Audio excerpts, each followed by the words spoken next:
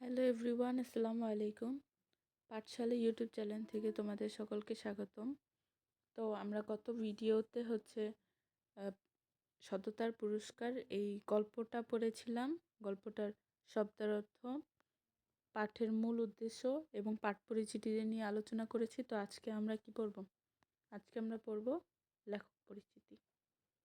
তো চলো লেখক পরিচিতি শুরু করা যাক। তো লেখক পরিচিতি প্রথমেই কি লেখকের পরিচয়। মোহাম্মদ শহীদুল্লাহ। মোহাম্মদ শহীদুল্লাহ কত সালে জন্মগ্রহণ করে? 1885 খ্রিস্টাব্দে জন্মগ্রহণ করে ভারতের পশ্চিমবঙ্গের 24 পরগনা জেলার পেয়ারা গ্রামে। তো তিনি কি বহু ভাষাবিদ ও পণ্ডিত হিসেবে খ্যাত ছিলেন।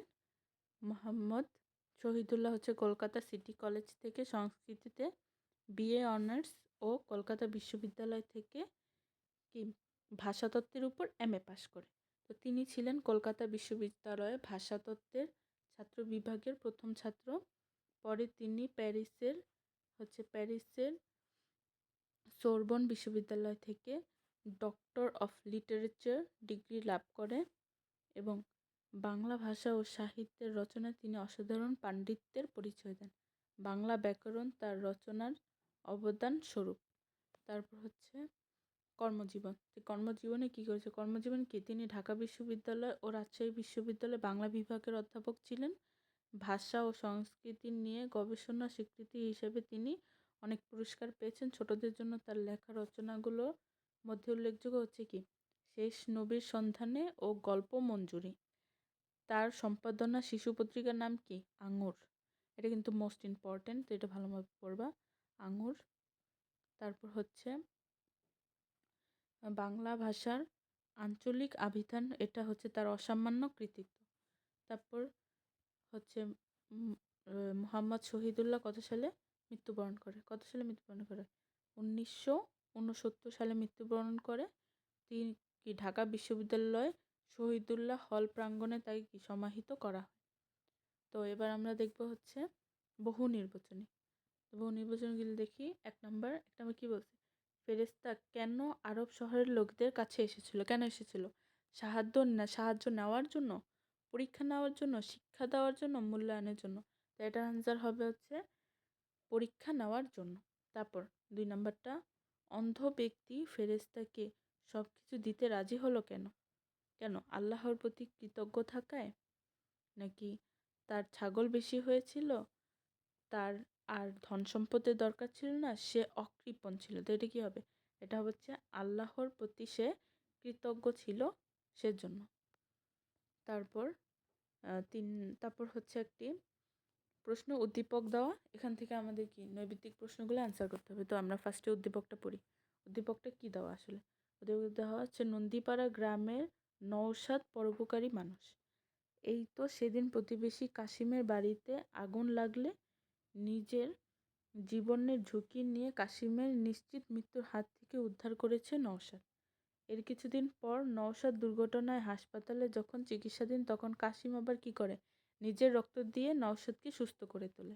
তো একজন আরেকজনকে কি সাহায্য করে। তো এখান থেকে কি হয়? তো 3 নম্বরে বলছি উদ্দীপকে কাশিমের সাথে সততা পুরস্কারের কার সাদৃশ্য পাওয়া যায়? এটা কি হবে? ধবল রোগী, টাকলাওয়ালা, অন্ধলোক, নাকি বিদেশি? এটা হবে অন্ধলোক। অন্ধলোক কি? ওই যে আল্লাহ সন্তুষ্টি লাভের জন্য কি করে? ফেরেশতা যা চায় তাই দিতে রাজি হয়ে যায়। তো এটা আনসার কি হবে? অন্ধলোক। তারপর নেক্সট 4 নম্বর বলছে উদ্দীপকের কাশিমের সাথে সততা পুরস্কারের যে দিকটি প্রকাশ পেয়েছে, কোন দিকটি? নৈতিক মূল্যবোধ, পরোপকার, নাকি কৃতজ্ঞতা? কোনটা? নৈতিক মূল্যবোধ ও পরোপকার ও কৃতজ্ঞতা। তার মানে এটা তিনোটাই হবে। তিনোটা কোন অপশনে দেওয়া? গহতে 1, 2, 3। তাহলে এটার আনসার হবে কি গহ। তারপর চলো আমরা সৃজনশীল প্রশ্নটা দেখি। সৃজনশীল প্রশ্নে কি বলছে? তো এবার মোস্ট ইম্পর্টেন্ট সৃজনশীল প্রশ্ন। তোমাদের পরীক্ষায় সৃজনশীল প্রশ্ন আসবে 70 নম্বরের 7টা সৃজনশীল প্রশ্ন এবং যে 30টা নৈবিত্তিক প্রশ্ন, মোট 100 নম্বরের প্রশ্ন হবে। চলো সৃজনশীল প্রশ্ন দেখি। সৃজনশীল প্রশ্ন বলছে কামাল, আবুল এবং হানিফ একই গ্রামে বাস করে। আচ্ছা, তাদের অবস্থান তেমন ভালো না। কোনো মতে দিন অতিবাহিত করে। এ কারণে হাজি সাহেব তার জাকাতের টাকা দিয়ে আবুলকে একটি রিক্সা, কালামকে একটি ভ্যান গাড়ি আর হাফিজকে একটি সেলাই মেশিন কিনে দিল। তিনি বললেন, তোমার পরিশ্রম করে খাও আর তোমাদের সাধ্যমতো গরিব মানুষদের উপকার করো। সব কিছুর পর হাজি সাহেব তাদের পরীক্ষা করার জন্য একটি ভিক্ষুককে পাঠালেন তাদের কাছে সাহায্য চাইতে। তবে আবুল ও কালাম কোনো সাহায্য করলো না, কিন্তু হানিফ বিনা পয়সায় ভিক্ষুকের জামা সেলাই করে দিল।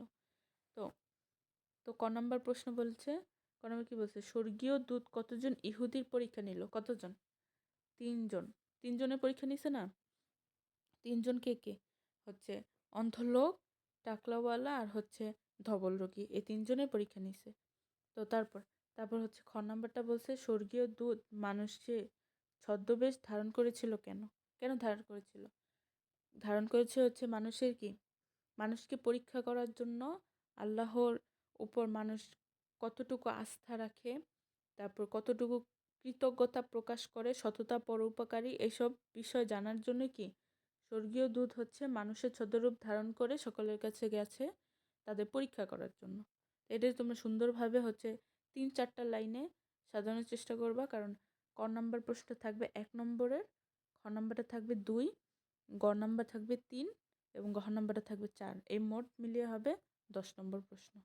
তো এর জন্য 2 নাম্বারটা একটু ডিটেলসে, মানে 2-3টা লাইনে লিখতে হবে, আর ক নাম্বারটা শুধু একটা ওয়ার্ডে অ্যান্সারটা লিখে দিলেই হয়ে যাবে। তারপর গ নাম্বারটা কি বলছে? গ নাম্বারটা বলছে, কালাম ও আবুলের কাজের মধ্যে সততা পুরুষের গল্পের কোন দিকটি প্রতিফলিত হয়? কামাল ও আবুল কি করছে? কামাল ও আবুল কাউকে সাহায্য করতে অস্বীকার করছে। তো গল্পে কার সাথে মিলে? গল্পে ধবল রোগী আর টাকলাওয়ালা। ধবল রোগী এবং টাকলাওয়ালা কি করে, যে ফেরেশতা যখন তাদের কাছে বিদেশি সেজে সাহায্যের জন্য আসে, তখন তাকে সাহায্য করা থেকে কি করে, অস্বীকার করে দেয়।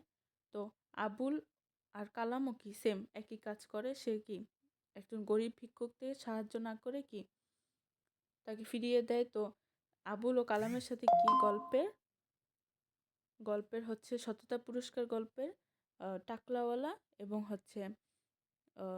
টাকলাওয়ালা এবং ধবল রোগীর মিল পাওয়া যায়।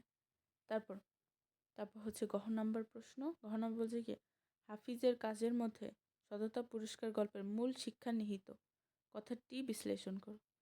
হ্যাঁ, হাফিজুল কাজের সাথে সততা পুরস্কার গল্পের মূল শিক্ষা নিহিত। কারণ হাফিজ কি করছে?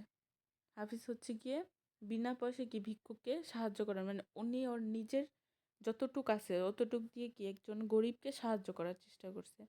ওনার সাথে কার মিল পাওয়া যায়? ওনার সাথে অন্ধ লোকটার মিল পাওয়া যায়। অন্ধ লোকেরও যা ছিল তা দিয়ে সে করছে, ফেরেশতা যখন তার কাছে সাহায্যের জন্য আসছে, তখন তাকে সাহায্য করার চেষ্টা করছে। বলছে যে তোমার যা দরকার তুমি তাই নিয়ে যাও। কিন্তু ফেরেশতা তার উপর সন্তুষ্ট।